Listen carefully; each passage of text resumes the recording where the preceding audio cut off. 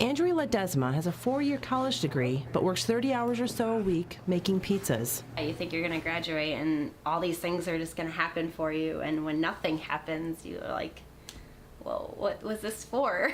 I just spent all this time and money, so much money.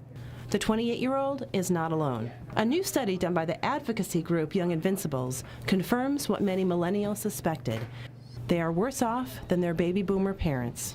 We know the Great Recession has had a big impact on millennials.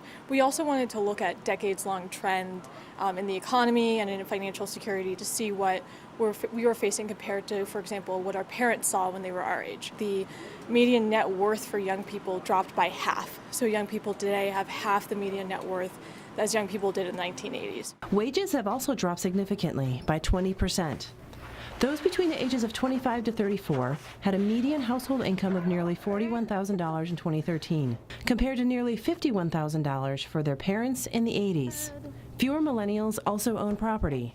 Overall, we see a decline in home ownership from the 1980s, young people in the 80s, to today by about 8%.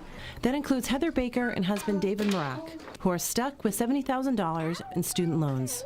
High child care costs caused Baker to stop working over a year ago. And with Marak's $50,000 a year income, they needed to move in with his parents to save up for a house. For me, it wasn't appealing to pay a premium mortgage insurance, pay a bunch of interest on a house that may not be worth that if the market were to crash again, or may not be worth that in the long run if you were to sell it.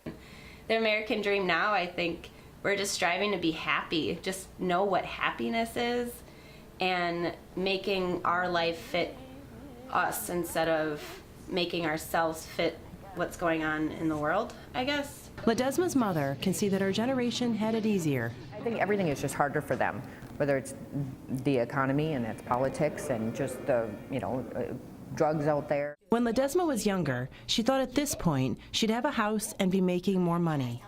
That's not something that people strive for, and that's not something that's even attainable. Millennials living with the reality of a new kind of economy.